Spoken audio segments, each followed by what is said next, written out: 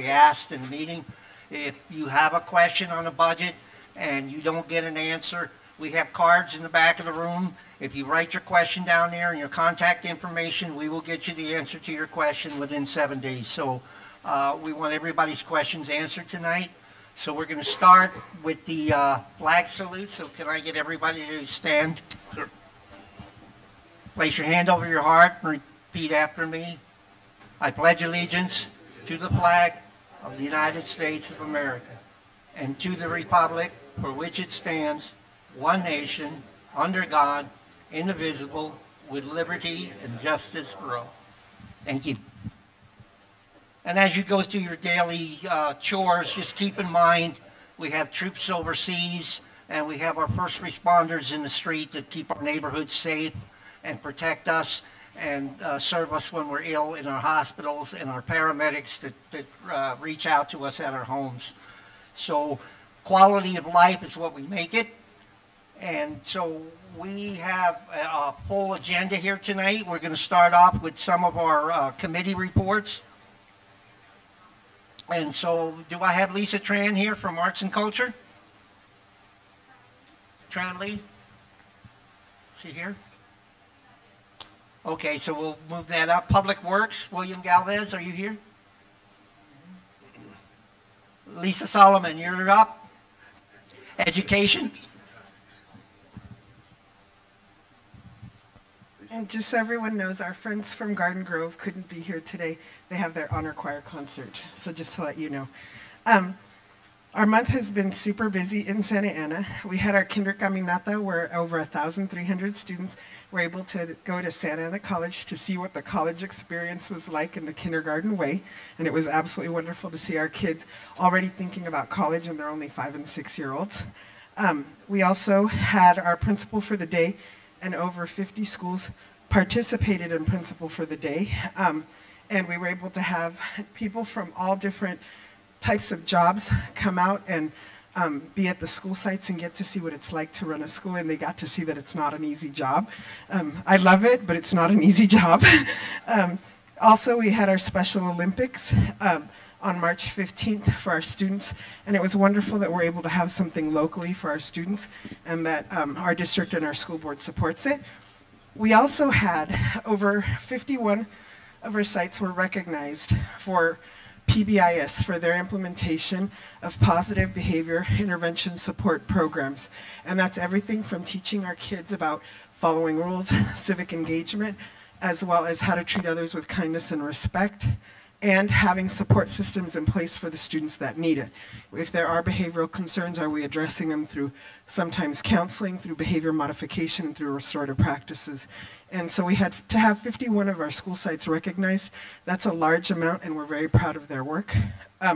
We also had a lot of schools that were recognized for high achievement and high impact, which means that from where students start when they take the test, the state test, are we seeing growth in those students? And we did have quite a few schools. We had 8 schools that have shown 3 years of high achievement, high impact, which means that they've been able to show students growing from where they started. Also, Henninger celebrated its 25th anniversary. Tonight, we do have people who are having their open houses, like high schools. So if you have a high schooler, you might want to be at your open house tonight. And then we have elementary open house, which is coming up on April 18th. And that's it for Santa Ana News. Any questions? Yes.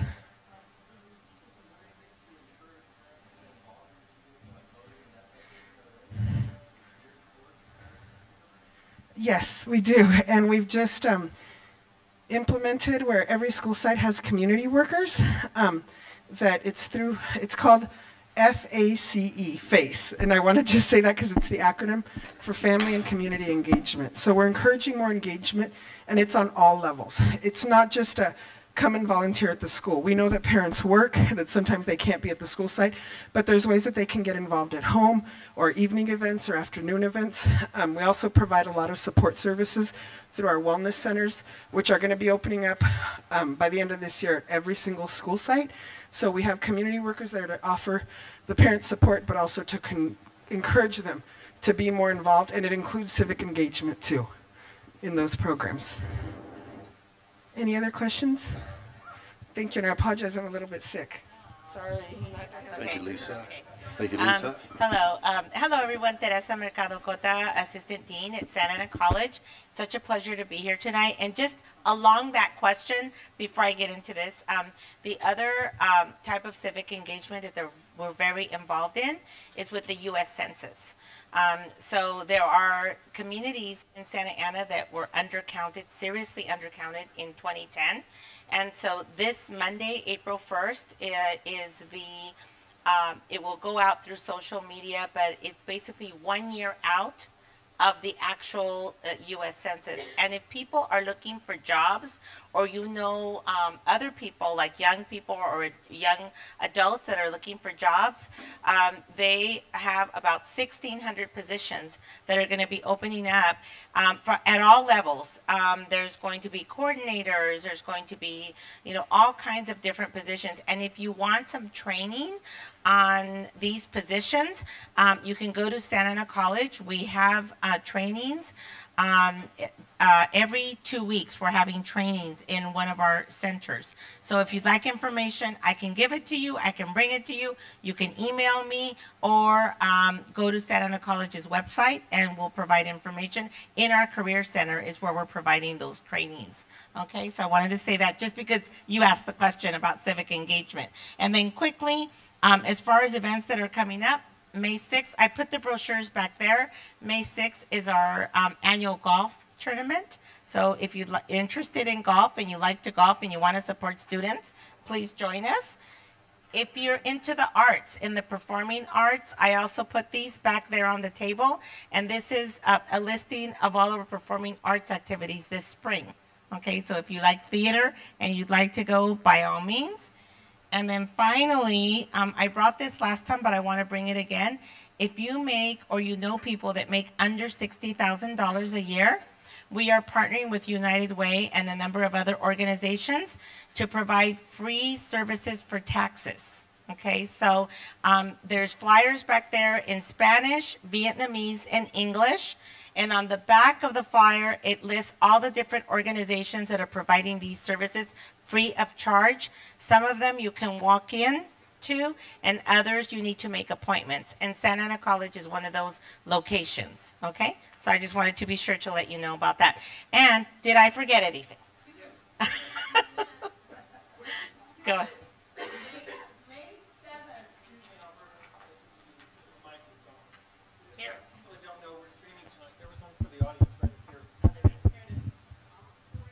Well, I just thought everyone should know we're streaming tonight on YouTube Live. So we do need people asking questions to speak into a microphone, or we won't hear you on the streaming. And same for the people up here who do have to speak into the mic. So we'll do this for Alberta. Okay. Two major events at the college. May 7th at the Veterans Resource Center. This is for our military students, having a major fundraiser on May 7th. Our Soldiers to Scholars. In other words, giving scholarships to the well-deserved young men and women who have served our country that really need our help to come in and our way of getting them back into the workforce and their education. Second, Eldon now have 5 national champion awards, like Pulitzer Awards. 5 In the newspaper. In the newspaper on that. This is all the college across the United States, and we have now got out the last one for 4 first, 2 second, and 1 third. So you should be very proud. I have invitations for the veterans event. Thank you for reminding me. Okay. I'll pull them out and put them back there also. Who do I give? Okay. Okay, Albert. I'll take it.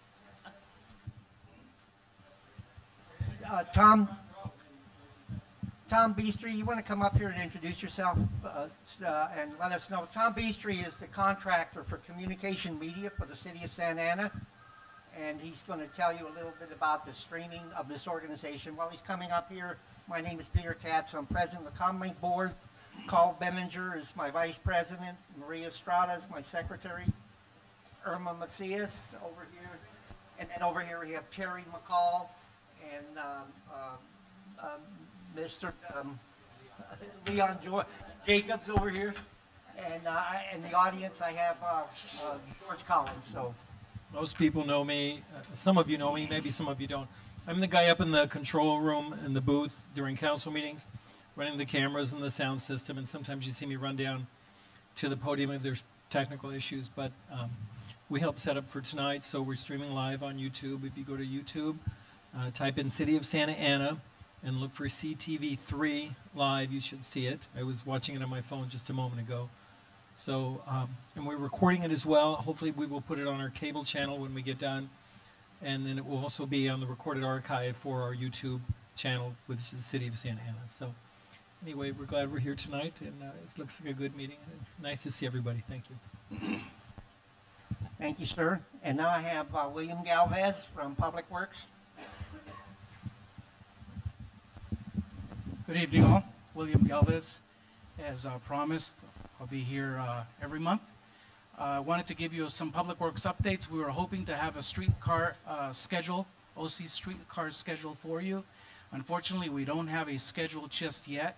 I was just talking to Jason. We're waiting for the schedule not only to tell you what it is, tell you where the website link is at. OC streetcar can be searched, and you can find a schedule there. You can find some information, but I was hoping to have a real schedule for you. And the schedule is really important because it's going to impact some other capital projects that we have in the works. We might have to speed up some projects or delay some projects so that we can accommodate the streetcar construction. So as far as updates are concerned, that's really all that I have for you. And I guess I'll be up here a little bit later for the budget. But if you have any questions, joining me tonight from Public Works is Jason Gabriel. He's our principal engineer. He's in charge of all design projects in the city. Thank you. Okay, I have Tram Lee for the Arts and Culture. Hi. Hello, everybody. As Peter had just said, my name is Tram Lee. I'm the Arts and Culture Specialist for the City of Santa Ana. So it's been a little bit since I've been here in front of you, so I have a lot to go over with you. Just what we've been doing for the past, since the fiscal year started in June. So let me start with just to refresh your memory about our Arts and Culture Master Plan that was unanimously approved by City Council in 2016. It's a 10-year Arts and Culture Master Plan. And then also to refresh your memory, these are what we call unifying themes or guiding principles that we as an office are following as we're implementing programs, policies, grants, all things to serve all of Santa Ana, all 6 wards. So it's cultural equity, access, and inclusion. And these are things you know because it came from the community. So it's what you wanted. So that guides me too. Infrastructure for the arts, that means like policies, mural policies, things like that. The creative workforce, putting people to work, artists, youths, community-wide access and engagement, youth arts program and education, spaces and places, placekeeping and placemaking, and public art. So with that in mind, what we've accomplished is the cycle of 2018-2019 artist, investing in the artist grant. We are coming towards the end of that. We had funded 15 artists and arts organizations throughout all the 6 wards. And then here are some things that you can see, like, for example, you see this little, what's that? Like a lion / mythical lion kind of thing.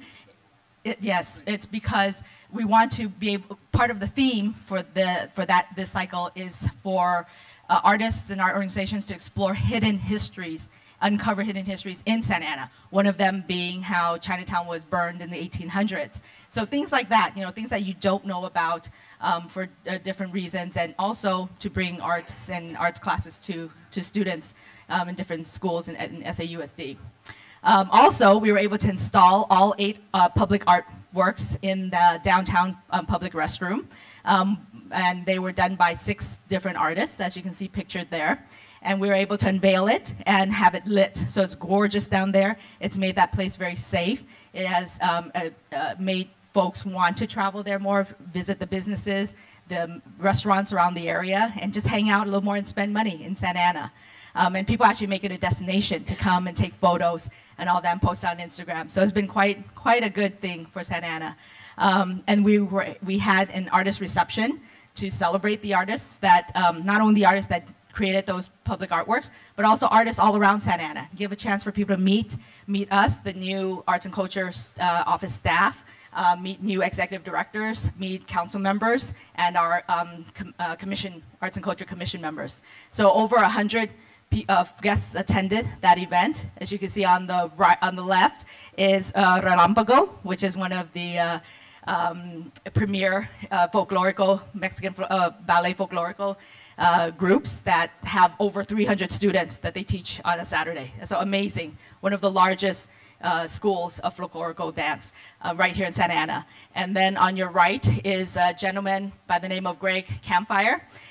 He's like a artist musician where he actually extracts sound and music from plants, from nature. So that's amazing. And then it has visuals that come out of it. You can't really tell, but he attached little pods onto these plants and then it emits these waves. Amazing. So things that you would never see, never think about, but these grants help cultivate artists like that, innovation here in Santa Ana. And then The Wings of the City by Jorge Marin, and I'm sure most of you have seen it in downtown Santa Ana. They were 9 bronze sculptures by the internationally known artist Jorge Marin, who lives in Mexico City. They've been up in downtown Santa Ana for the past year, over a year actually. We've had it the longest out of all the cities that it's traveled to. We were the 8th leg on this exhibit. Public exhibition, and it finally had to come down in February to move on to its next city, which was Sacramento. So yeah, so you can see the de-installation there, and also we had to take down the flags that were around town to promote it. Also, we've had professional development workshops for artists. As we know, they're fantastic artists, great talent, don't know how to write grants, don't know how to talk about themselves sometimes, so they can't ask for that funding. So we have had grant workshops in the past, but this year we had the follow-up to that. Now you got your grant, but now they're requiring you to write a report, and how do you do that? So that's where we mentor them. We have one-on-one mentorships. They bring in their report, go through it. Well, we partner with different organizations, different artists, and people who are experts in this to help them, to critique it with them, so they learn how to fish. So it's not just, we're doing it for them. So they learn another skill, and they could take their artistry and their skill level to the next, to improve that. So they can ask for bigger and better grants from now on. And also coming up is in partnership with Latino Arts Network and the California Arts Council, there's an art advocacy training workshop at the Santa Ana Work Center, which is actually this Saturday from 10 to 12. And there will be some light refreshments. So if you're interested in things like that, like how do you advocate for the arts? What are some things, some tools that you can have under your belt? How do you talk about it? Why is art important? So you would come out from that with a packet and ways to talk about, to advocate for the arts, how it's an economic impact, for example, how much money it brings. For those of you who may or may not be aware, the arts, even when you have a free art event, completely free, like let's say Art Walk or something like that, people who come to it spend a minimum of $16 per person in that city. And that's like minimum parking or something like that. That doesn't include when they make bigger purchases there and all that. And just for your comparison, the city of Laguna Beach, per capita, they spend $65 per person in Laguna Beach. Do you want to take a wild guess how much Santa Ana spends? And we're the 2nd largest city, by the way, in Orange County. What do you guess? Throw it out. Close. Very close. Double that. $3. $3 a person. Okay, so yeah, so I think we could do better. We could do better than $3, people. That's all $3 for you, $3 for art. And we have a tremendous art ecology here. So much. Honestly, I've never been to a city that has all the right pieces there. We have affordable artist housing. We have, amazing artists. We have the art village. We have all kinds of things. We have a museum. We have everything. We just need to support it, financially and also emotionally, being there and supporting it. So those are some things that we can talk about in the arts advocacy training workshop. what we've accomplished. And I know Waldo's giving me the side eye, like, budget. We'll get to that later. Okay, we've also had 6, we've planned for 6 community listening sessions. We've done 3 already, so 6 intending to go to each ward and having one there. We've done Southwest Senior Center, Roosevelt Walker Center, and El Salvador Center already. Wonderful showing, wonderful information that I've learned from the community. It was meant to ask the community, now that we have this master plan, what do you want to be the priorities there? How would you like to implement this as your priority? Oh, am I running out of time? Sorry. Okay, so we have one more. The next one is April 25th, at the end, close to the end of this month. Please come. That's going to be at Santa Ana Senior Center. Let me see what else. Oh, and this is important. Homeless art programming. We rolled out an application that's open. The deadline has been extended to April 12th. That's to bring arts program to the temporary homeless art shelter called The Link. And it's to showcase the humanity there, that these are people, and also give them something so that they will stay in the shelter and take advantage of the services so that they could get permanent housing, get employment, and it's also like a retention for them. That's affordable housing, and that's it. I think there's two. Thank you. Thank you. We have a lot to cover. My next guest here, we're going to introduce you to Cecilia Cici Iglesias. She's a new member on the City Council, and she brings a lot of youth and energy, and it shows the reflection of the City Council is getting younger, and she's going to come up here and tell us a little bit about herself. There's a lot of things happening in the city. We have a new city manager, Christine Ridge, taking over on May 1st. And we have a vacancy on the City Council that will be filled with a special election in November. So where are you, Cece? Come on up here and tell us a little bit about yourself. Thank you. I like the fact that you said that you were bringing youth and energy. So, thank you. I'm Cecilia Iglesias. I am the new City Council member for Ward 6. For those of you who know, Ward 6 is on the west end of Santa Ana. I always call it the ignored side of Santa Ana. They usually lump us in with Garden Grove and Fountain Valley, but we're still in Santa Ana, so I'm very proud to represent that area. I also wanted to come out here and reintroduce myself to you, let you know that I'm here. And I have an open door policy. Let me know how I can serve you, because that's what we're elected to, is to serve you. You are our boss, and that's something that I take to heart. I love meeting with the community members. I love to hear from you what's going on, because you're our eyes and ears of what's happening out in the community. I don't know if you guys know, but the City Council is not a full-time position. It is a full-time responsibility and commitment, but it's not a full-time position. So I do have a full-time job. I work with the California Policy Center, so that's what that's where I get my bills paid. but I'm also here for you. As a City Council member, we're tasked with attending a lot of meetings, meeting with constituents, attending different events that we're asked to present on what's happening with the city. And today, I'm glad that I'm here today, because one thing that is very important for me when taking on a role, like when I was on the school board, when I served there for 6 years, one of the things that I've always asked was, what does our budget look like? What is it that we're working with? And that's something that I'm going to be hearing from our staff today. And truth be told, it'll be the first time that I'm listening to I'm looking at this. And that's one thing that I hope in moving forward in the future, I hope we start doing things, the other way around, that, we come to the City Council and we're presented with the information, and then we go out to you, because this way we can work together on how we're going to be working on ensuring that this money that is entrusted to us by the community, for us to spend it where the needs are, and where, I guess, the priorities. And I know that our staff is going to do a great job presenting here on what it is that we have and what we don't have. Because there's a lot of things that may not be funded because there hasn't been any money there yet. But I'm hopeful with the new Measure X money, the tax, the one that was just approved in November, what was told to us that we would be getting about $60 million, and that should be going to where the community feels that we should be investing. So one of the priorities that I have with that money is and to ensure that our parks are revitalized and our parks are ready for our families to be enjoyed by, because that's one thing that has been deteriorating in the past, I would say in the past 15, 20 years. A lot of our parks are not the parks that used to be when I was a young girl walking at Centennial or even Memorial. I remember going to Memorial Park for the pool.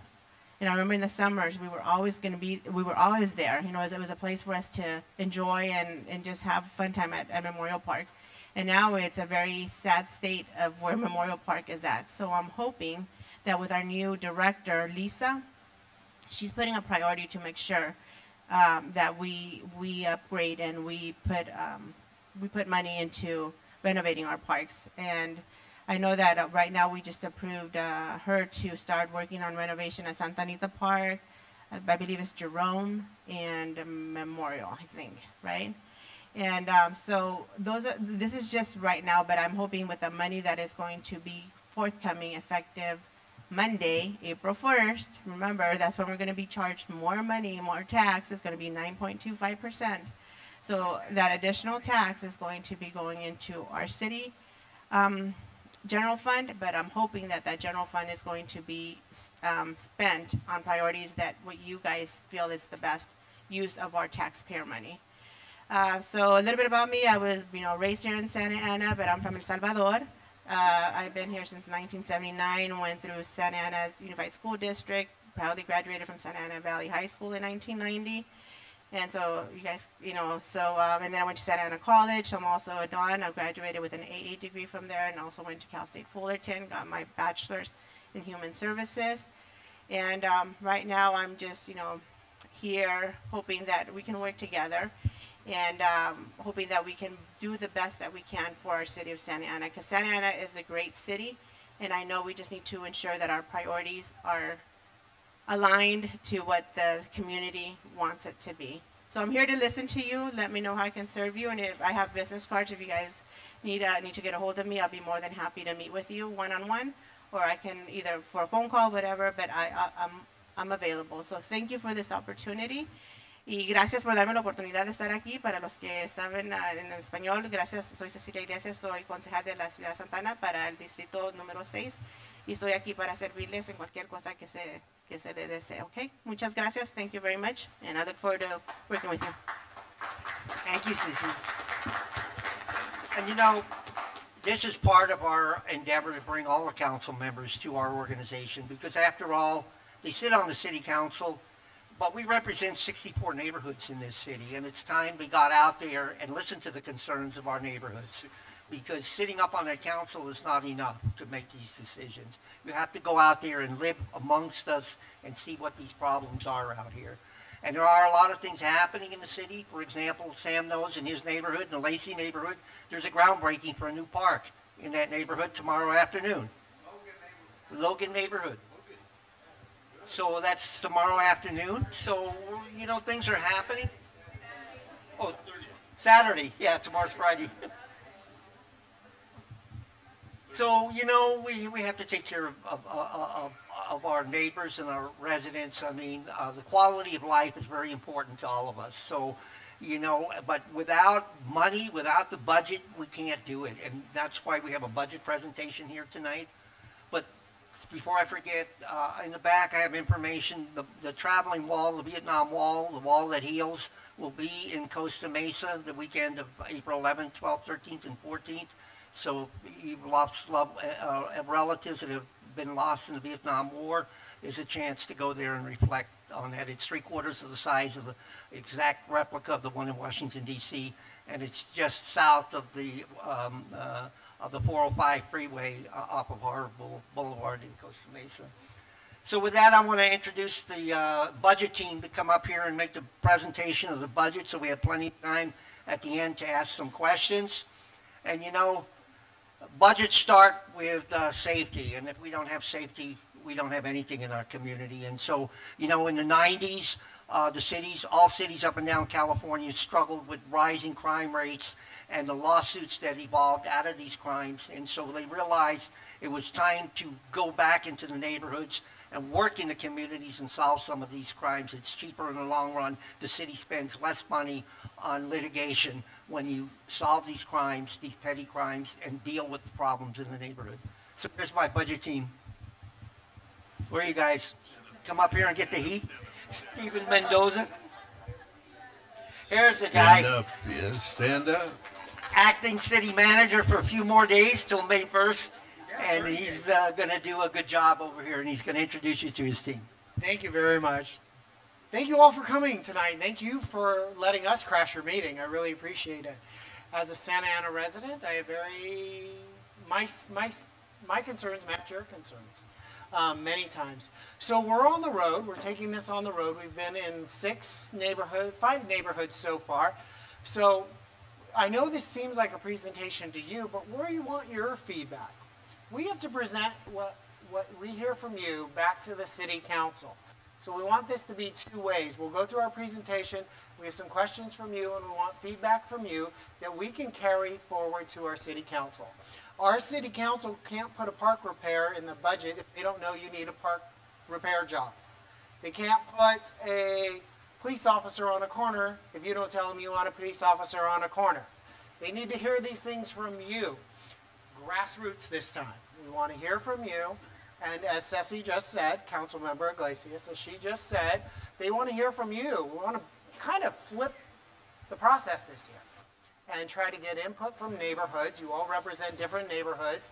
You all have different concerns. It could be trees. It could be sidewalks. It could be pavement, right? It could be all of those little things. It could be how safe is your park equipment that you use every day. It could be the equipment at the bottom of it could be the landing pad where the kids play. It could be all those little things, but those little things add up. So council needs to see it. They need to schedule the regular budget, but then they also need to do a capital improvement plan. Do you know what a capital improvement plan is? It's a big list of things that need to be done for the next 10 years, and they take a chunk of it and get it in year 1, a chunk of it in year 2, a chunk of it in year 3. But as you know, all your priorities compete with other people's priorities. So council needs to see that on one big list, and then they can start prioritizing using your input. What is best for the community in 2019-20? So that's what tonight we're going to introduce to you. I have a really great team here with you. We have Catherine Downs, we have Sergio, we have Alvaro, we have other team members over here. William's going to do a presentation on the CIP using Jason. So we have a really good team that's going to start with you. Again, my name's Steven Mendoza. I'm one of your neighbors. I used to be at this Comlink 12 years ago in your seats. So things have changed after a few years. So I'm glad to help you out. I've got about 30 more days in this seat, and then I go back to my regular job. But until then, if you have any questions, feel free to email me or the budget team, and we'll get those things incorporated into a list for the city council to consider at a later date. Again, city council really has a hard time prioritizing. Everybody wants a little bit of something. Got to be sympathy. You may not get it one year, but you might get it in year 2 or year 3 or year 4. But now's the time to prioritize those things. With that, I'll turn it over to Ms. Catherine Downs. Thanks, Stephen. So I'm Catherine Downs. I'm the Executive Director of Finance and Management Services Agency, which is basically the finance director. My agency includes the budget office, so we're responsible for gathering information from the departments and putting it together for city council presentation and decision making. And so we've been working on that for a few months already. Again, the purpose of this meeting is really a few reasons. One is to provide you with a little bit of budget information, an update on strategic plan goals, an update on capital improvement projects, but it's also to hear from you. And then the third reason is to give you a chance to ask your questions of us. I know sometimes it's difficult to get into City Hall and, try to see one of us or, chase down our email addresses or whatnot, but we're here for you to ask questions tonight. We're happy to talk with you even after the presentation if you've got some questions you want to ask us. And then at the end of the presentation, we're also going to provide you with a couple other outlets that you can use. An email address where you can email the budget office directly with your budget questions, and a couple other outlets. So with that, here's the agenda. So with that, we're going to move on to the strategic plan update, which is going to be provided by Sergio Vidal. He is the assistant director of my department. So, Sergio. Thank you very much, Catherine. Good evening, everyone. Good evening. It's 7:30, so we need a little. Okay. My name is Sergio Vidal, assistant director here with the city, and just want to say thank you, everyone. This is our 5th meeting, and we're happy to be here. It's always the omega or the capstone is Comlink, so we're happy to be here again this evening. And my portion of the presentation is going to be the strategic plan. I always ask this question: who was back in 2014 recall the strategic plan? Who was part of those participants? 2,100 participants, 33 community workshop meetings. So we do have some folks. This is year 5, believe it or not, year 5 of the strategic plan. So it was a 5-year strategic plan that was passed by council back in 2014, allocating about $2.5 million annually to fund on behalf of 7 goals, 33 objectives, and about 100 strategies. So we're going to kind of go through those strategies, kind of give you a quick update, then we'll pass it over to budget. But the first real goal is community safety. I mean, we're here in this building, and I think Mr. Katz brought about it. What is that community policing philosophy? That was one of the goals, one of the objectives is to provide that. I'm happy to report just recently the police department has impacted or has created their community policing policy, and it's on their website, I believe. So that's one of the strategies that were provided or generated out of these funding. Youth and education recreation. Who's been over to Roosevelt Park? No one's been? Yeah, a few people here. That was a new and exciting project. I think we came over to Madison Elementary last year, and one of those projects is when is the city gonna pay attention to that park? It's a big need for the community. Those are one of the strategies. Partial of that funding came from this strategic plan. Economic development. Obviously, we want to go ahead and attract businesses, not just solely rely on sales tax, property tax. There's other forms of doing business. So just gathering those partnerships with our business community and so forth. One of the objectives, obviously, for the strategic plan. City financial stability. We back in 2009-10, about almost 10 years ago, the city had $3 million in its savings account. Now we're happy to report, as of last June 30th, 2018, $56 million, consisting of its operating reserve, its rainy day fund, and some other one-time funding. So really, obviously the economy has picked up since 2009-10, but that was really one of the goals, is to really save for that rainy day, look for the future, but also try to address those needs, and that's what we're really coming to you guys today as well. Community health, livability. I think Ms. C talked about this, the arts and cultures plan. Partial funding for that, $100,000 was given annually to the arts and cultures plan. Obviously, we hear $3 is not enough, but it's a start. And that's really what the strategic plan was about, just getting that feedback, getting that feedback from the community, and really trying to determine what are the community's needs and objectives. Community facilities and infrastructure.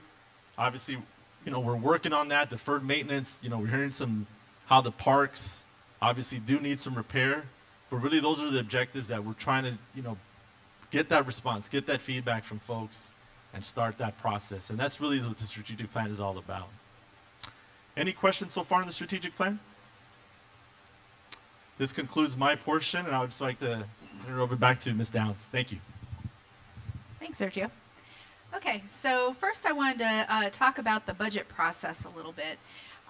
It's kind of almost a year-round process. We put a lot of effort into it. We monitor it after it's adopted, and then we start compiling information from the departments in December, January. We have some meetings where we vet through the submissions that have been made. We ask questions. We have meetings with the city manager. We take draft portions to the city council. So it's really kind of almost a year-round process. The goal is for the city council to adopt a budget in June so that we're ready to go July 1st with the new fiscal year. So our fiscal year runs July 1st to June 30th. So that's where we're at right now. We've received the submissions from departments. We've been in the process of vetting them. So during the month of April, we're going to have our meetings with our acting city manager. And then in May, we have a couple budget work sessions scheduled with the city council. And so this is going to be an interesting budget season for this city council because we've got the new Measure X revenue, right? Starts Monday. It's not an April Fool's joke. Goes from 7.75 to 9.25%. We think that it's going to raise about $60 million a year. We don't know that for sure. That's the best estimate that we have right now. Could be less, could be more. We'll find out when we have data. But the city council is going to have to make some tough decisions about how they want to spend that $60 million. And there's a lot of competing demands for that money. We have park maintenance needs. We need more police officers. We have pent-up demands at City Hall. We have a lot of departments that would like to improve their technologies and therefore efficiencies so that they can serve the public better. So a lot of different competing demands, and that Measure X revenue isn't going to solve everything. So there definitely needs to be a decision-making process done this year. So this is just a peek at our general fund revenue sources. With our mid-year report that originally went to the City Council in February, it's for the first half of the year, July through December. And for that first half of the year, after we got that data, we updated some of our revenue estimates. And so we think that our general fund, which is our main operating fund of the city, this is where we put all of our unrestricted money, money that we can spend for any legal purpose. So we can, pay for police, we can pay for park maintenance, whatever with this money. This is where we deposit into the general fund, and we think that we're going to get close to about $263 million for the current fiscal year that we're in right now that'll be ending June 30th. So in this pie, you can see that the primary sources of revenue are sales tax and property tax. We've already included an estimate of $15 million, which is 1/4 of that Measure X $60 million estimate that we have in the budget, or in our estimates, I should say, and that's that small pink slice to the right. So our property tax revenue, if you own property in the city of Santa Ana, you know that you're paying a 1% base assessment on your property tax, 1% of your assessed value. That 1% goes to multiple different agencies. Most of it goes to education. The city actually only receives 19% of that property tax dollar that you pay. So that is a stable source of revenue for the city, and it is one of our primary revenue sources. The other revenue source is, of course, sales tax. Now, normally we receive 1% of the sales tax. So if you pay 7.75%, we get one of those percentages at the city. And obviously we use that to fund our different programs and services. And you can see that right now that's about 20% of our general fund. And so that Measure X addition is going to, add a significant amount of sales tax for us. Now, sales tax is a revenue source that will fluctuate with the economy. So I've heard that a lot of economists, 2/3 of economists from what I understand, are predicting recession in the year 2020. So something that the City Council needs to keep in mind to prepare for that, and they've already prepared for it by setting aside in a reserve fund. You can think of it as a rainy day fund. So we have some money set aside, but it's important for us to all keep that on our radar screens that we may be heading into a recession in the next couple of years. And that sales tax money is going to be impacted by the economy, fluctuations in the economy. Next slide. Thank you. So there's two different ways to look at expenditures, and we're going to look at both of them. So this first pie here is looking at it in terms of how what type of expenditure it is, whether it's labor or contract services. So you can see the largest piece of that pie is for labor. Our city employees provide services to the public. So this includes our police department, everybody at City Hall, our parks employees, Those are the folks that are serving the city of Santa Ana. And then that contractual services piece, which is the next largest piece on that pie, you'll see what the lion's share of that is in just a moment. But you can see that most of it is for labor and contract. And next slice, please. And this is, by the way, this is the original adopted budget that the City Council adopted in June of 2018 for the current fiscal year that we're in. So in this pie slice, you can see that half of our budget is for the police department. So obviously public safety is a high priority for the city, and it's reflected in the spending plan. So a budget is the City Council's spending plan. It's a policy document that says, staff, we want you to go out and accomplish these goals, and this is how we'd like you to spend the money. So half of it with the police, and then roughly a quarter of it with fire. So that, remember in the last pie piece, the contracted services, that's our fire service with Orange County Fire. Next slide, please. So again, a recap of that Measure X, effective Monday, April 1st. We think maybe we might collect $15 million for the quarter April to June in the current fiscal year, and then $60 million for the next fiscal year. There is a Citizens Oversight Committee that comes with this, this measure. And so if this is something you're interested in, the city clerk's office, clerk of the council at City Hall, is accepting applications right now. The city council members get to decide who is appointed to that committee, but as soon as 4 members are appointed, which is a quorum for the committee, then we can get started on meetings. And we're looking forward to working with the Oversight Committee. We think that's an important piece of our civic engagement, and it is citizens oversight, and so it is an oversight capacity of looking at what revenue was taken in and how it was spent. So a very important function for the city. And with that, I am going to pass it back over to William for Public Works update on projects. Thank you, Catherine. Again, my name is William Galvez, City Engineer, and I wanted to give you an overview of the CIP. CIP stands for Capital Improvement Program, and the way it works in the city is your feedback and input is very, very important, but the CIP is like a very, very large ship. It takes us a long time to secure the funds. It takes us a really long time to secure that portion of the funds for design, get it through the design process. Many times a grant will also require us to review plans with them, so the grantor will review the plans, approve them, and then allow us to proceed to construction. So it's a very, very methodical process in order to deliver capital projects. So what I wanted to tell you is I wanted to tell you how CIP works more from the funding side of things. Once a project is approved by the council and we progress, there is a CIP schedule on our website, and you can see that there's a number of projects that are underway in different phases of development, some in design, some in pre-construction activities, and some in construction and then post-construction activities. A lot of those projects that you'll see on the list are fairly old. They were maybe in a CIP 2 or 3 years ago. And again, as projects are approved in the CIP, we present them in a list to the council. We present them with the approved grants.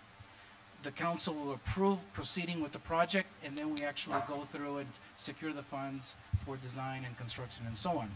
But what I wanted to tell you about is a few of the programs that really fund a lot of what we do in public works. The CIP,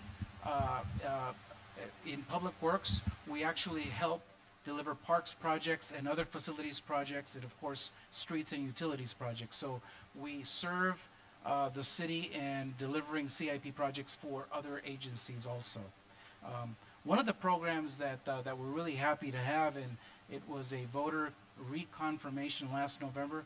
I'm sure you've heard about the additional tax that we're all paying at the gas pump, and that's the SB1 funding.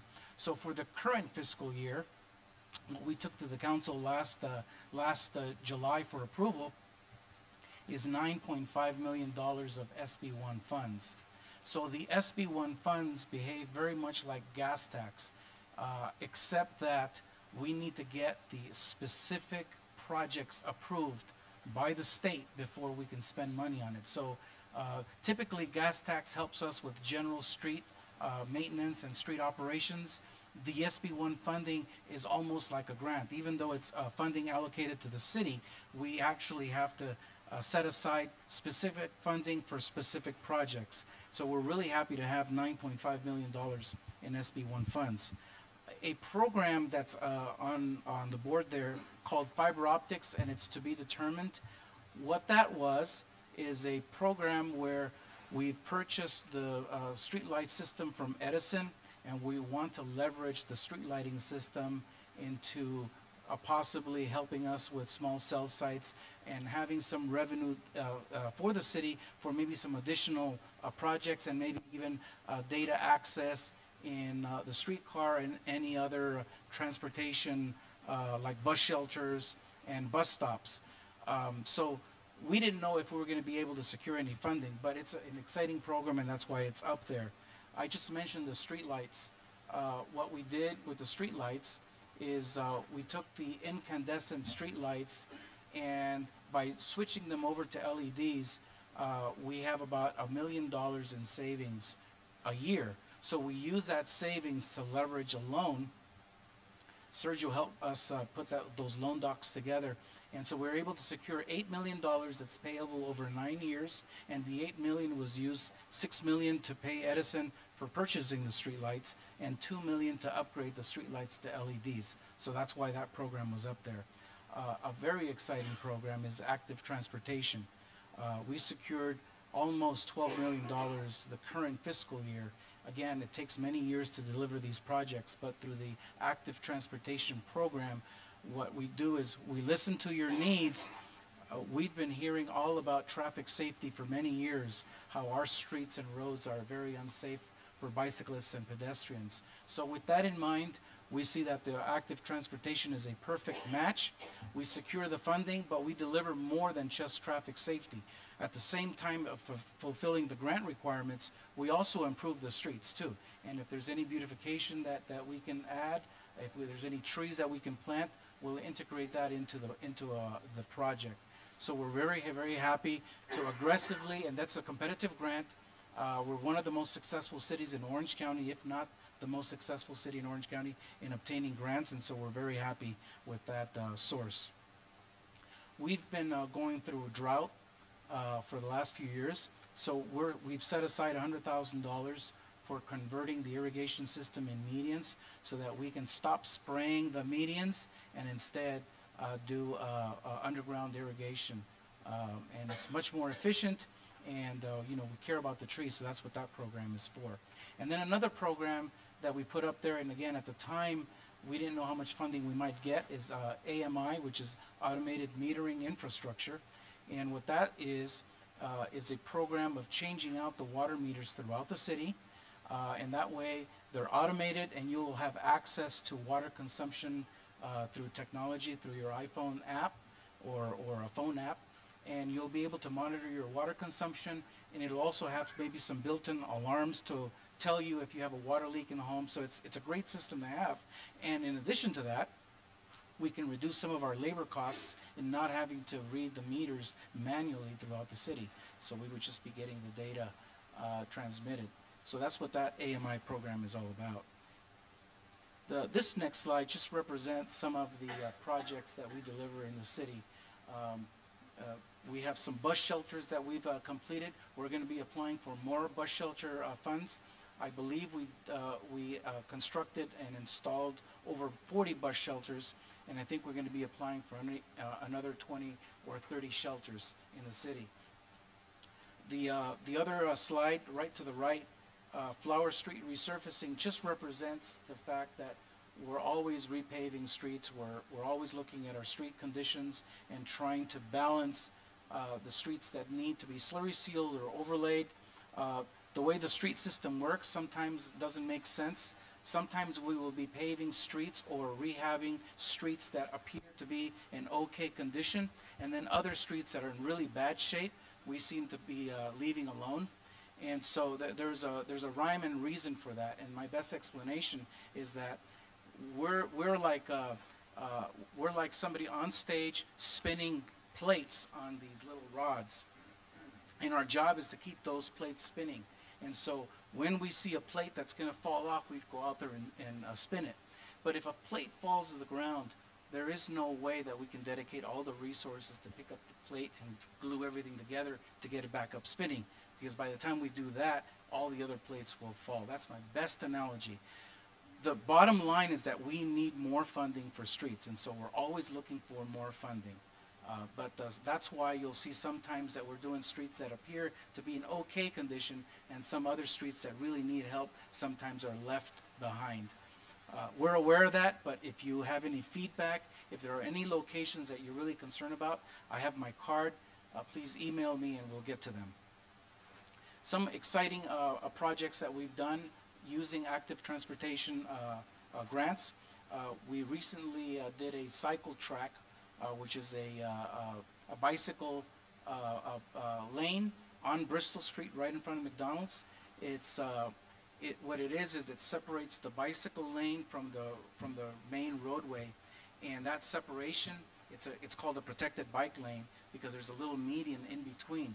So the purpose is to keep the bicyclists safe and away from the roadways. Now, you might say that that link doesn't lead anywhere because it's in the middle of Bristol Street. It doesn't really lead to anything and doesn't start anywhere. But if you fast forward 5 or 10 years, I believe we will make great progress in delivering a complete network of a bicycle system. So that's just the first link. We will continue building those, and hopefully in 5 or 10 years, we'll have a robust network. And then finally, I mentioned that we also deliver CIP projects for other agencies, and one of them is Parks Department. And so last year, we completed the Pacific Electric Park. And so that's just a picture representing that. This coming year, the good news is that we have a park that's starting construction at 6th and Lacey. And again, it's all grant funded.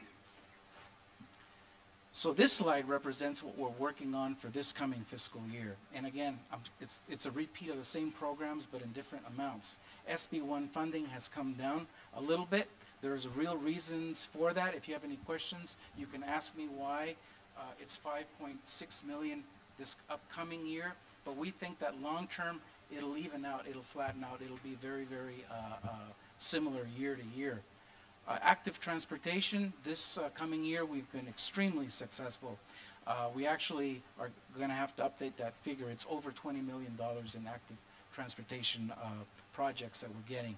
And then again, we're setting aside $100,000 for drought-tolerant irrigation conversion for our trees. The fiber optics is still not yet determined. We have a pilot program that we're going to be doing in the downtown area where we're retrofitting our own street lights with a small cell system that's going to be operated by the city, and we want to try it out. We want to see how it works. If it works well, then that's what we would deploy to other bus shelters and perhaps even along the streetcar. So that remains to be determined. And then the last program is AMI. It's up here again because we did secure $4 million in funding for that automated metering system where we're going to be changing out all the meters throughout the city. So we successfully secured $4 million, so we're really excited about that program. In addition to what you see up there, we have all the regular other programs where we have revenues from water and from sewer for your utility bills that you pay. And so we continually deliver between $15 and $20 million of projects when it comes to your water main replacements and sewer relining projects. And so those are not up there, but we're certainly putting them and adding them into the list. So again, if you go into our website and you look at the projects that we have on there, you'll see all of the projects that I'm kind of talking about, but the ones that were approved even 4 years ago, 3 years ago, 2 years ago, because they haven't been completed yet. So our CIP, that's how it works. We secure the funding, we go to the council one time, and then it may take us 2, 3, or 4 years to deliver. So that concludes my presentation. Thank you. Thank you, William. My name is Waldo. I work in the budget office. And if you ever wondered where Waldo is, I'm here. Okay, you found me. I do have a red and white striped hat. Okay. I'm here. We're trying in the budget office to do a little bit more community engagement. We've done different things over the years. And so this year we've tried to do some polling questions, and we've come up with five polling questions. So when you came in, you should have received kind of a polling device, a polling device where we can take your comments. So if you haven't received it, you can just wave your hand up high, and if you'd like to participate, you can. So we'll get you one. We need another one over here, and one who's going to vote for arts and culture over here on the right, and a few more. So we'll get those handed out to you. So I'll wait to kind of get us started. Tell you how the devices work. They're pretty straightforward. It's like a number keypad. She's over here. She's going to hand out some more over here. Got one more here. Anybody else? Okay, great. Okay, so what you do is you take these devices. They have letters, and they also have numbers on there as well. And so in order to get you kind of used to operating the device, we've come up with a question. So what is your favorite color? And so if your favorite color is blue, you can just select the A. If it's green, pick B. Red, C. Purple, D. If none of those are your color, pick E. And then you can select other. So if you have a color that's different, so just go ahead and select one, A, B, C, D, or E. Just push it once. And then we'll see what the results are. I'm sorry? Yep, when you hit it, it should be on. There'll be a little mark and it'll tell you what you selected.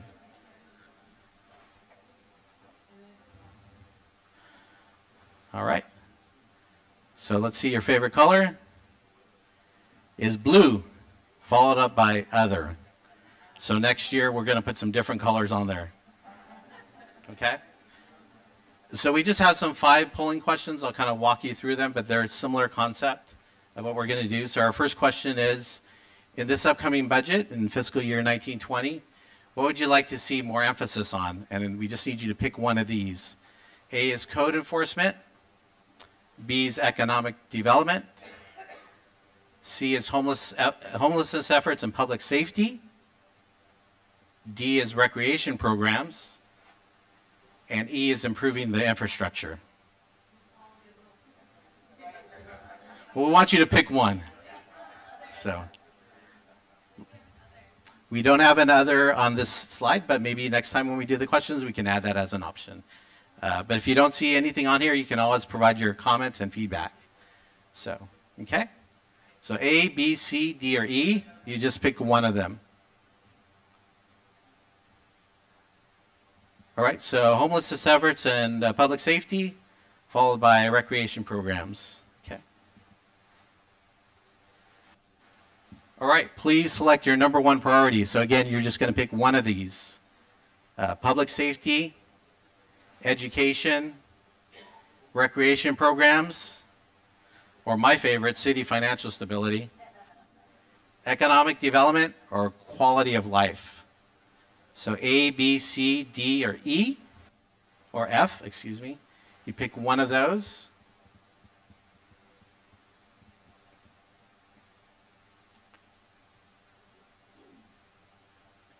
And so quality of life, okay.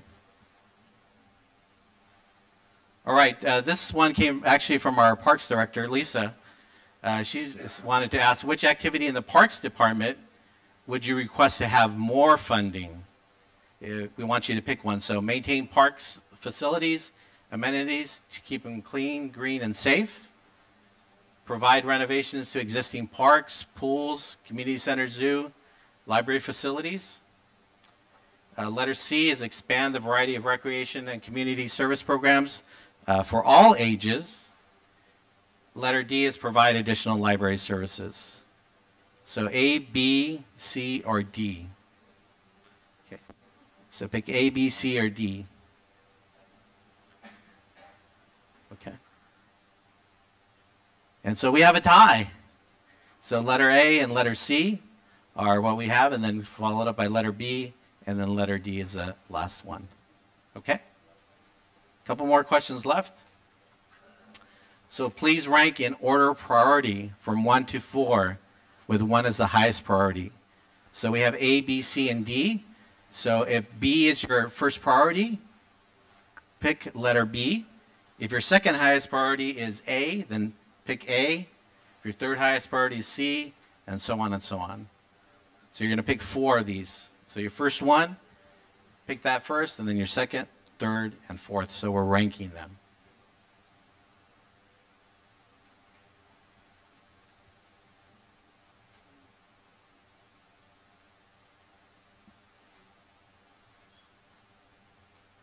Okay, so letter C, maintain parks, youth, and senior services is the highest priority.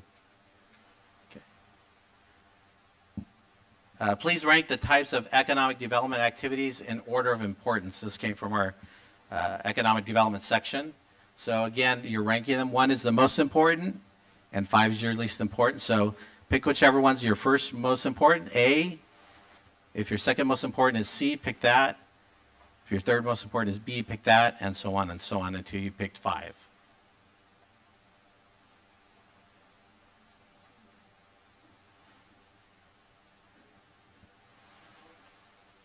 You want all of them to be number 1.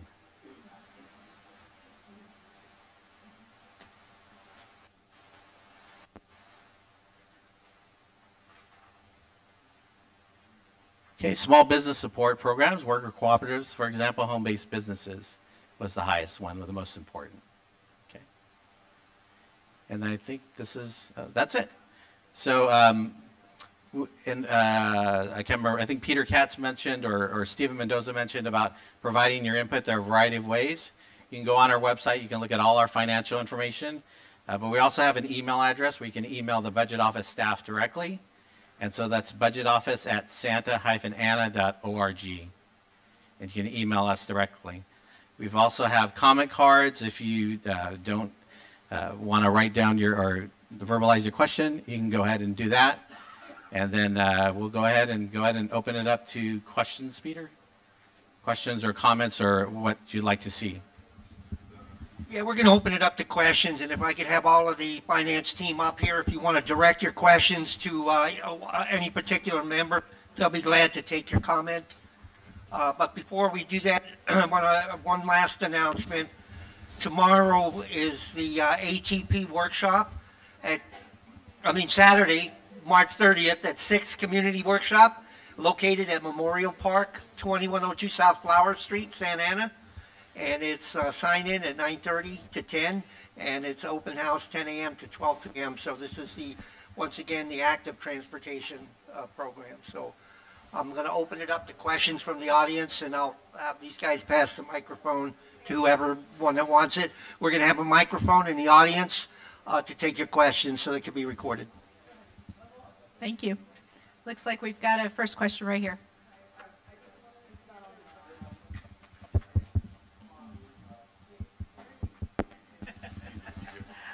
I was just wondering if there was a way that this survey could be placed online so other members of the community could take it. And then I know when our district does the LCAP, they ask for people to just start typing in their comments, and then they're able to kind of pull out like certain words like safety, and then they know that safety is the #1 priority, or so people can just go online. I know we can email them to you, but there's like a place that's just comments. This is what I would like to see, and give us your input, and then maybe doing the survey as well online. For residents. We can look at doing that. Thank you. Thank you. Lisa? Okay. Hi. This is in regards to the survey that was posted up. So as residents, we got together, some of us. We've been going to the different budget meetings, and I'm sure you all recognize our faces now. And so we decided to come up with a survey. So if any residents want to approach us, we can give you the link, and you can feel free to take it, and it's based on whatever needs or whatever budgetary needs we have for the upcoming fiscal year and how we would like for our finances to be spent. Thank you. Okay, thank you. Yeah, I have a several-pronged question here. From my understanding, the total budget is $263 million. Put the mic a little closer in here. $263 million is the budget, the total budget, is that correct? And that's what the revenue that we expect for this year, yes. Including our new sales taxes. Just for 1 quarter, yes, that's correct. For 1 quarter. Okay. Is correct, and Public Works gets about 31 million of that, is that correct? That sounds about right. Say it's no. Is it 31? From, let me, Well, I'm looking at your from the slide. general It just fund, just yeah. from your slide you have there, it came up to about $31 million. Mm-hmm. Oh, okay. It's 8 million. 8 million for Public Works. Slide number 10. Just from the general fund. Police and fire, is that correct? I wish I had my glasses on, I'm sorry. And simple math on Yeah. what, you know, if we have 2/3 of the budget of that 263 million going to police and fire, that's 197 million, correct? Is that right? Correct? That leaves, if my Okay. math is somewhat correct, All right. that leaves 65 million for everything else, is that correct? Mm-hmm. Really? I mean, what's your question? Seems inequitable, that's all. I'm all for police and fire. I fully understand and appreciate their need, but 3/4 of our budget, to me, it seems counter, put a lot of money into enforcement when we don't have a lot of money going to improvement. You can't police yourself out of a situation. I've talked to the Commander Paulson about this also. You can't have enough police on the street to solve your problems. To me, it would make more sense, and I don't know how I go about this, to get more money diverted towards public use type of things that would improve the neighborhoods and make things better so you would have less crime. Because you'll never have enough police. That's just a matter of fact. So in my mind, the only way to improve the city is from the bottom up, and that's by improving the neighborhoods. And to do that, we need more money. And you're talking about the parks in particular. You know, everybody's saying, yeah, we need more money, but where is it going to come from? I mean, nobody wants to let go of their piece of the pie is what I'm seeing. And if my math is correct, we're talking about a $238,000 a day more in the budget for the city. If we're looking at the 262.5 million, that's $5 million more a month. It seems like we could do more with that kind of money. Because if my math is somewhat correct, our previous budget was $200 million. Now we've got another $60 million to spend annually. So it just seems, I just don't understand why things don't improve at a quicker rate when we have much more money coming in. Now, I fully appreciate it takes time, but again, the money doesn't seem to be, it just seems to be how it's allocated. Okay, so just to be clear, for the current fiscal year, we've included an estimate of 15 million for 1 quarter for the Measure X sales tax. So that takes us to nearly the 263. So for next year, when we have a full 60 million estimate in there, then we're looking at up over 300 million for the budget. There are two, when you're talking about, you know, like parks or youth, those kinds of things, there's 2 different components to it. So there is an ongoing service, like programs themselves, maybe after school programs or whatever it is, sports programs and such. And then there's capital needs, making improvements to the facilities. So most of the city's capital needs are paid for with restricted money. So restricted money is money that we get from other governmental agencies, the state, federal government, even, you know, other agencies like the Air Quality Management District. We get all these restricted monies from other agencies. That's the primary funding source for our capital needs. So I've heard what you've had to say. I know Councilmember Iglesias has heard what you have to say. We're going to carry that back to the City Council, so we hear you, and the City Council is going to get to make those decisions and deliberate about that during this process. Thank you. My name is Dulce, and I want to piggyback on his comment. I think in the last couple of years, we've had money come in, and we prioritize young people as a big component that we want to provide services for, but we haven't seen it come out and we haven't seen it be tangible or implemented. I want to definitely document on the notes that I would like for the city of Santa Ana to prioritize a comprehensive strategic plan where we do a needs assessment of the needs that young people have, and that we do an evaluation of our current programs, because we definitely know that young people are, Santa Ana is one of the youngest cities in the county, and we definitely need to see how we can provide these services for our young people.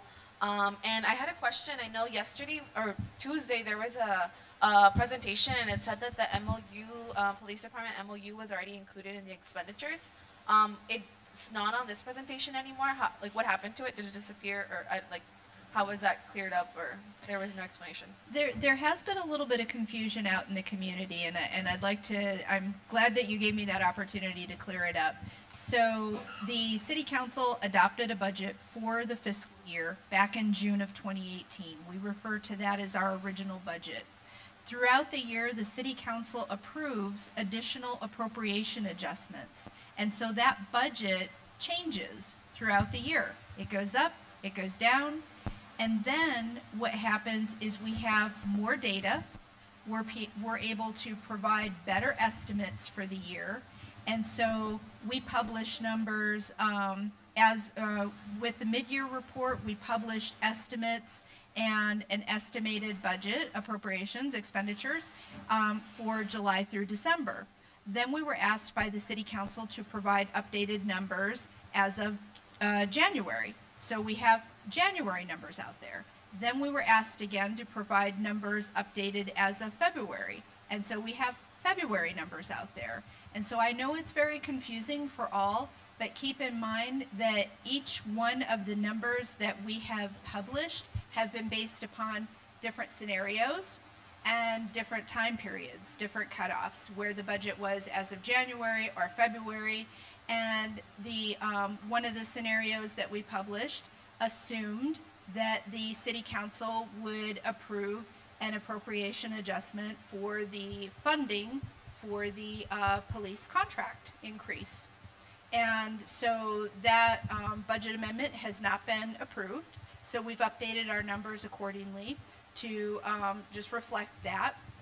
So we don't know what's going to happen with the police contract funding. It is possible that the police department may be able to afford that within their current year budget. We're getting closer to the end of the fiscal year. We're putting a lot of analysis on that because this is something that the City Council is very interested in right now. But as we get closer to the end of the fiscal year, we'll have a better idea, and we'll be able to advise the City Council accordingly if we think that they actually do need somewhat of an appropriation adjustment to help pay for that. But as of right now, it's looking, and things change every day, but as of right now, it's looking as though the police department may be able to fit within their existing budget. So no promises there, but you have to understand we're basically in the business of providing services to the public. It is still a business. Keep that in mind, and it is very fluid. Our numbers change every single month. Hi. I don't know if this is working. Yes. About over 3 years ago, the city developed a climate action plan. Okay. And I noticed that some of the investments seem to be part of that, but I wonder how that is funded. Is it only partially funded, or what's the story? William, help. So, engineering, I should say Public Works, we have several divisions in Public Works, not engineering. Administration, there's a lady named Christy Kindig. She was instrumental in developing the Climate Action Plan. And as part of that Climate Action Plan, there is some grant funding from AQMD. There's also some other funding sources from solid waste. And so I would have to get back to you to tell you what the status of that Climate Action Plan is, where we're at with it. There were also some, I guess there were some goals to upgrade facilities to possibly use solar power so that we can reduce our greenhouse gas emissions and our carbon footprint. So that there's all kinds of things that went into that climate action plan. I would have to get back to you to give you an update as to where we're at with the plan and how much of that plan has been accomplished. Perhaps it's a good time to maybe update the plan and include it in some form in some city documents. Sure. Thank you. I have, and I know the several residents throughout different budget meetings have raised concerns about the increase of $4 million for the police department. And I know the conversation from y'all have been that the police department may be able to allocate it within its current budget or the budget that they have. But I think the other question is that the indirect costs that this raise is bringing is really concerning. I'm curious as to know, like, if y'all have done the analysis internally about the pension costs of the raises that the city is gonna have to carry later on, and it is gonna have to force the city to make a decision later in the future, looking at possibly another potential deficit. So wonder if that's something that you'll have had conversations internally. Yes, our calculation of the cost of that contract increase did include the impact of pension, which is what you refer to as PERS. And we do have a 10-year outlook for the city, so we do look into the future as to what the long-term impacts are going to be. So yes, we do have that information. We have not shared that 10-year outlook with the public just yet because it starts the first year with our draft budget. And we need to have our conversations with the city council before we can make that information public. Yes?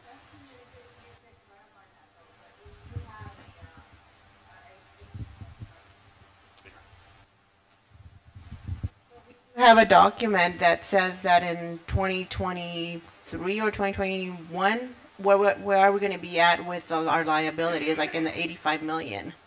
So if you could share that, what was shared before, because that's what we're working on with right now. Mm-hmm. Yes. Oh, you want me to throw out specific numbers?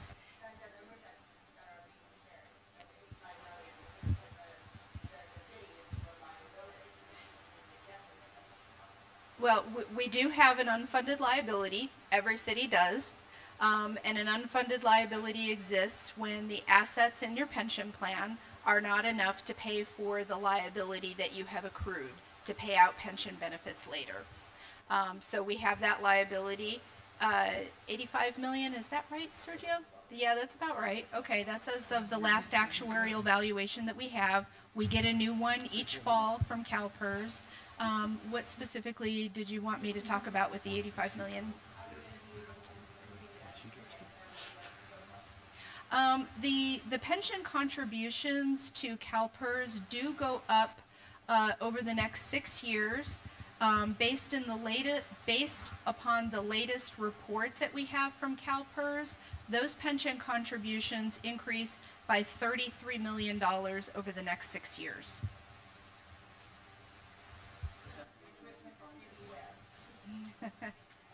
Well,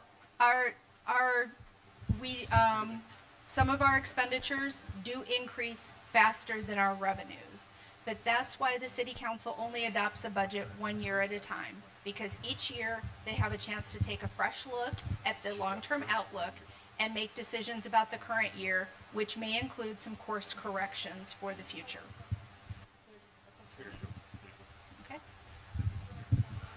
Okay, this one was first over here, yes. Yes, I had a question regarding the Citizen Oversight Committee. Yes. And could you tell me, are there minimum requirements or qualifications to serve on that? And also, do you have an idea how much time is required to serve? For example, are these intermittent meetings, or is this like a part-time job? Okay, sure, I can share that with you. So there are 7 members on the Oversight Committee. 6 of the members are selected by your city council members that represent each ward. For those seats, there are no minimum qualifications. You just need to be a resident of the city of Santa Ana. There is 1 seat selected by the mayor at large, and that seat it has minimum qualifications of a finance background. It's defined in the establishing resolution. If you're interested, I can give you more information about that. We know that the committee is going to meet a minimum of quarterly, but they may meet more often than that. Certainly at the beginning, there will be some education involved. So I'd like to have, a couple meetings when we get it up and running so that we can, get the committee up to speed so that they're ready to do their job and have the oversight on a quarterly basis thereafter. The meetings, I would expect, would probably last a couple hours each. And if you were preparing for the meetings and spending a little time with staff asking questions, maybe you might spend a few hours before each meeting in preparation for it. Okay?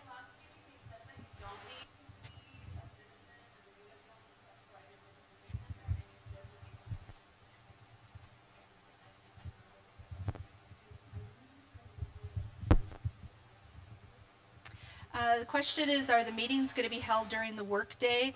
A time has not been selected yet, but likely they will be during the evening because it's going to be based on the availability of the committee members. That's something that we'll iron out once we have some committee members appointed. You're welcome. Question in the back. I have a silly question. So the meeting on Tuesday, the budget meeting, you said that the oversight committee members would have to have a budget or finance background. On Tuesday's meeting, it's you guys had $262.9 million in revenues and $268.8 million in expenditures, which is $5.9 million more going out than coming in. And the one you handed out tonight was $262.9 and 200 coming in and 264.96 going out, which is 1.7 million more going out than coming in. So you guys are professional finance people, and you guys can't get it right. So why does somebody from the community have to have a finance background to tell you you're spending more than you're making? Thank you for the comment. Just one seat needs to have the finance background. And as I explained before, there are different scenarios and different time frames on some of these numbers. And I apologize. I know it has been confusing for the community, and we're going to try to do a better job with that going forward. Hi, back to the challenge of the pensions. Connie, just put it closer. Put it close to you.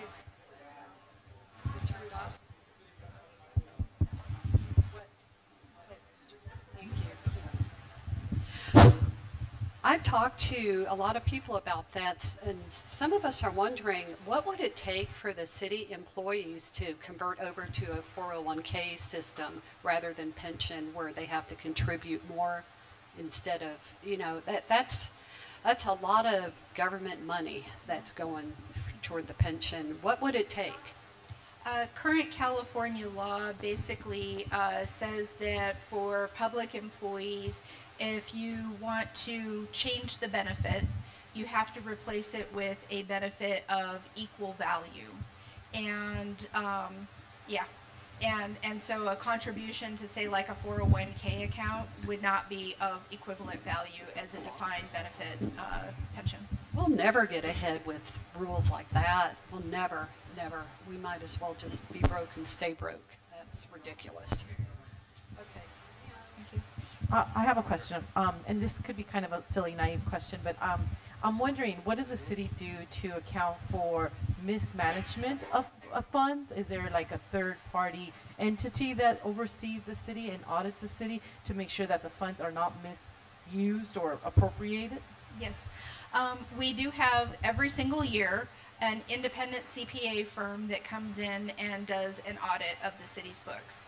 And so basically they audit the financial statements as of June 30th each year, and they basically opine whether or not our financial statements, which include a balance sheet showing our assets and our liabilities, and an income statement showing our revenues and expenditures, if they're fairly stated or not.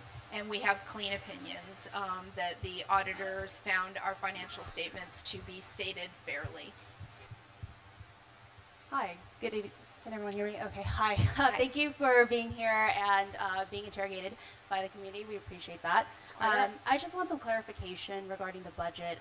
I think her question regarding misuse, I don't think that's what's happening. You know, this is not a situation like in Bell where the council members are pocketing city tax dollars. But I think what our issues are, it seems, is that the policies behind how we use the tax dollars is not aligning with what the community wants. So for example, I think I am one of a handful of millennial or Gen Z, and what you're telling me is that there's an $85 million, not deficit, but the pension liability that we can't cover.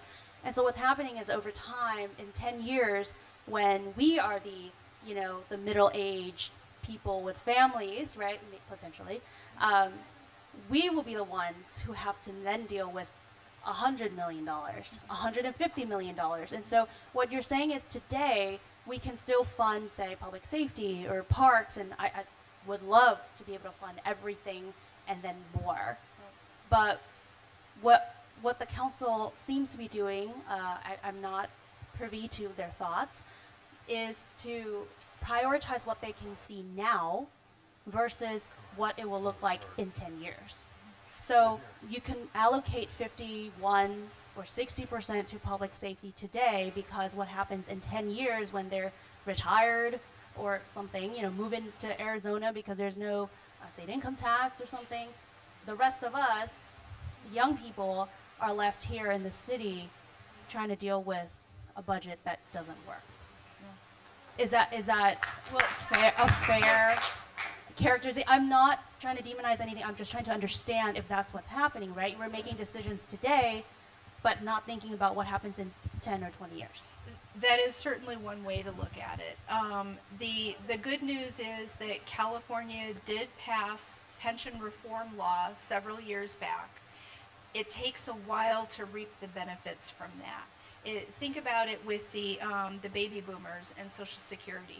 It's a very similar situation where Social Security is not necessarily sustainable at the federal level, and we have the baby boomers, and then once they are no longer using the Social Security system, there's going to be a big turnaround. And it's very similar to public employment here in the state of California. So the pension reform law has been passed, but it's going to take a number of years to reap the benefits of that as our current employees retire out and pass through the system. So there is what I'm trying to say is there is a light at the end of the tunnel. Yes. Okay. Well, thank you so much for having us, and I want to thank the ComLink board for hosting this event. It's good to be able to connect with the community. And again, we're available for questions afterwards if you'd like to approach us. Thanks, Peter. Thank you. Give them a nice hand. They did a good job. This is tough when you're working with money. Some of us can't balance our own checkbooks, never mind the cities. But Thomas did raise a very good question. The numbers changed from Tuesday to Thursday. And it's kind of puzzling when you get those numbers and you see this just in a 48-hour period where the numbers change. So you have to keep fighting for what you believe in, and you can make a difference in improving your neighborhoods. And so that's what we strive for. So keep coming back. Next month in April, our Parks and Rec director will be here. We're going to deal with park rangers, water, parking, ETAC, and all public works issues. So it's going to be Arbor Day, and it's Earth Day that month, so it's perfect timing for spring planting, so all the gardening questions you can bring. In May, we will have a complete update on the homeless situation. First District Supervisor Andrew Doe will be here, our homeless czar. We're hoping to get the attorney that handled the lawsuit against the city of Santa Ana here, so bring your homeless questions and all the questions that you might have about the settlement agreement for the 600-bed facility that the city of Santa Ana agreed to and entered into with the County of Orange to accommodate Judge Carter in his population percentage for beds for the homeless. That was part of the lawsuit. There's a second lawsuit now that was filed in the last couple weeks against South County, and those cities are going to have to step up to the plate based on their population issues. But from what I understand, talking to some of the South County mayors, they're willing to take this all the way to the Supreme Court, because this was a case that came out of South Dakota, and it's a district court level, and so it hasn't reached the Supreme Court on this issue yet. So these cities are prepared to spend the money to fight it. They don't want these shelters in their city. So it's a long uphill battle. We keep getting them dumped in our city, and that's part of the problem. So, and I was in the courtroom when Judge Carter told then Undersecretary Don Barnes, Under Sheriff Don Barnes, he told him, "You are a police officer. Your job is to police the county. You're not a taxi driver or an Uber driver shuttling homeless people to Santa Ana. And I will not tolerate that." So how this ever eventually resolves in his courtroom, it's an open question. So, and then keep in mind that our June meeting at the Bowers Museum is our Most Beautiful Yard Awards and our Neighborhood Hero Awards, to start thinking about those people. And we usually get around 300 people showing up, so come out. It's a great event of the year. And because it's the city's 150th anniversary, we're going to hope to make a slight presentation of the history of the neighborhoods, and we will have on display some of the old photographs from the city. So it would be a night to come out and enjoy the history of the city. So, and then in October is the birthday for the city. The city has allocated $75,000 to start preparing a birthday celebration in October, so in the downtown area. So those are some of the things that are coming up. Common Board meeting is next Monday night. Our next general meeting is on April 25th.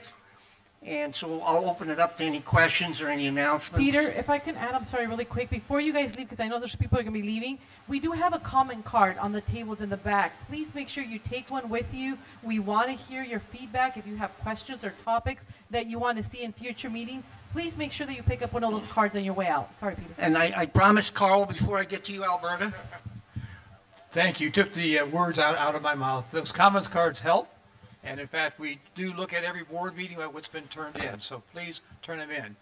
There is one thing I want to end. A lot of times things happen and we don't realize. And Steve Mendoza, unfortunately, is he still here? Because we owe him a word of thanks. He stepped in and took over city manager's position in the midst of fire, and he really brought stability. For those up to attend council meetings, we saw what he brought in, and it has really calmed the situation down. I look very forward to Kristen. She's going to do a great job when she's here. But Steve really deserves a thanks and applause from us. Steve, you still here? He left? He left. Okay, would you pass down to him that we appreciate his efforts? Okay. And you know, you have to keep staying active. There's only a 6-member council between now and November until the special election to fill that seat. And there's some very, very important issues that will be coming up before the council. One is the 2525 North Main Street project, which Dale has been so actively involved in his neighborhood association. And also the future of what happens to Willowick in the Santa Anita neighborhood. So this is the lease with Garden Grove is up in 2020, and the land belongs to Garden Grove. Whether Santa Ana is going to have the money to purchase it, or whether they're going to reach a joint venture agreement between both cities or the county included, what the future of the Willowick and the Santa Anita neighborhood is. So please stay involved in your neighborhood and learn out what are the projects going on in your neighborhood, because these things are happening very, very fast. So, Alberta. Okay. Hi. I chair the Valley Adams Neighborhood Association and the joint neighborhoods. So if you're not doing anything tomorrow night, we invite you to come to a movie in the park. We were supposed to have Spider-Man in the universe or whatever it is, okay? We found out because it's doing so well in the theaters, we couldn't have it. So we panicked. Imagine you only have a day to change. We're going to have Mary Poppins Return at John Adams Park, 7 o'clock. Bring your family. It's a family event. Food, no alcoholic beverages, please. Okay? Okay? Please. Okay, and John Adams Park, tomorrow night, 7 o'clock. Adams Park is on Rate and Warner. Okay? Now, this is important. very, very important. At our neighborhood association meeting on April the 11th, we're going to have a very special guest, the new principal of Valley High School, Dr. Hector Galicia. He has established the first club throughout the United States on his campus to tackle the issue of human trafficking. He had 46 students right now and growing. Out of the 46 students, 10 of them already have family members or know of people who are in the human trafficking situation, either on sexual or labor, you forget. So he is going to be there to talk about this club, why it was established, the purpose. He's going to bring a film. And once again, this is the first club on a high school campus throughout the entire United States. So we are inviting all of you to come and learn about this and support Valley for being brave enough to have this club on the campus, okay?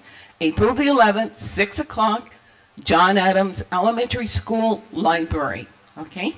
All right, thank you so much. Okay, one last announcement. Also on Saturday, from 10 a.m. to 1 p.m., there is an emergency preparedness fair. It's in the parking lot at the Pentecostal Church at 1025 West Memory Lane. And there will be emergency vehicles, information booths, activities for the children, safety kits will be handed out. And this is being presented by Radio C. So this is the Orange County's Readiness Fair. So with that, if there's no other questions, this meeting is adjourned.